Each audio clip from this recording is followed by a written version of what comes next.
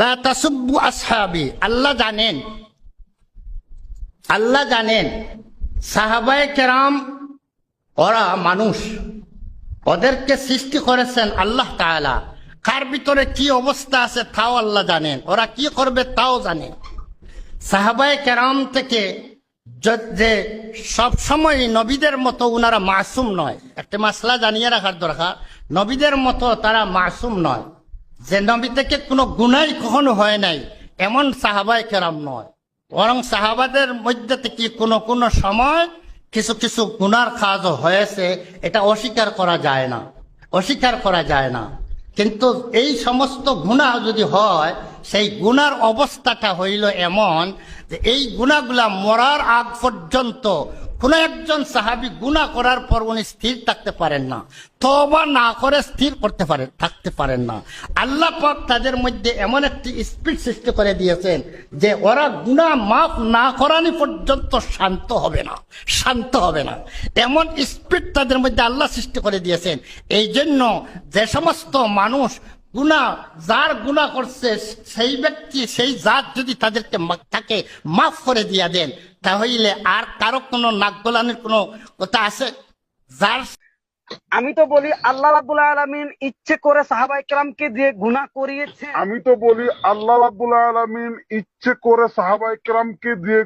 করিয়েছেন। নচেৎ সাহাবায়ে কেরাম হযরত মাইদা ইসলামী জিনা করার মতো না।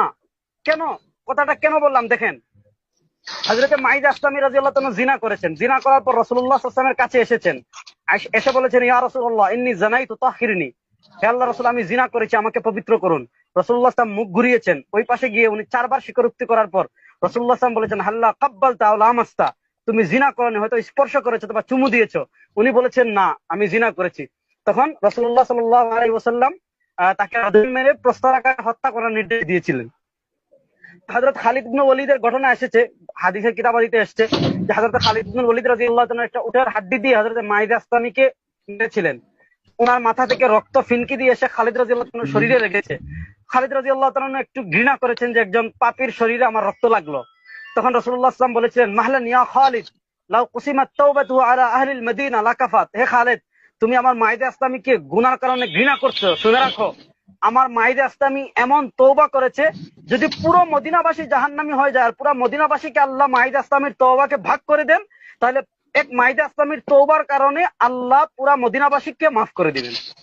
সুবহানাল্লাহ। এখানেই হইল সাহাবায়ে কেরাম মাপকাঠি, যে উম্মাহ তোমার শরীরের রক্ত কণিকার সাথে গুনাহ, শয়তান আছে, ইন্না শাইতান ইয়াজরি মাজরাদ দাম, তুমি শয়তানের প্ররোচনায় পড়ে গুনাহ করবেই। তো গুনাহ করলে তুমি কি করবা? তুমি তো রাসূলুল্লাহ তখন তোমার মাপকাঠি না, কারণ রাসূল তো কখনো গুনাহ করেন নাই। তোমার করণীয় কি? রাসূলুল্লাহর জীবনীতে পাইবা না। তখন তোমার মাপকাঠি হলেন মাইদা ইসলামী। গুনার পর কিভাবে মাপকাঠি হলেন? উনি প্রথমে ইকরার করেছেন। গুনার পর ইকরার করা 1 নম্বর কাজ, যে আমি যত গুনাহ করি এটার প্রথম শাস্তি গিয়ে স্বীকারোক্তি দেওয়া, যে ইয়া রাসূলুল্লাহ ইন্নী জানাইতু তাহহিরনি ইয়া রাসূলুল্লাহ। মাইদা ইসলামী যদি যখন রাসূলুল্লাহ বলছেন ফাহাল্লা কাব্বালতা ওয়া লামাস্তা, তখন যদি বলতেন যে কাব্বালতু লামাস্তু, তখন তো উনি প্রস্তরাঘাতে নিহত হইতেন না, শহীদ হইতেন না। কিন্তু মিথ্যা না বলা, সত্য স্বীকার করা, এটা হলো মাইদা ইসলামী থেকে আমরা প্রথম মাপকাঠি। 2 নম্বর মাপকাঠি কি? যে এমন তওবা করা, একনিষ্ঠ চিত্তে তওবা করা, যে মাইদা ইসলামী এমন তওবা করেছেন যে তওবা পুরা মদিনাবাসীর উপর মাফ বন্টন করে দেওয়া হলে আল্লাহ মদিনাবাসীকে মাফ করে দিবেন। এজন্য মাইদা ইসলামীর এই ঘটনায় তো সাহাবীরা কি হয়ে গেছে?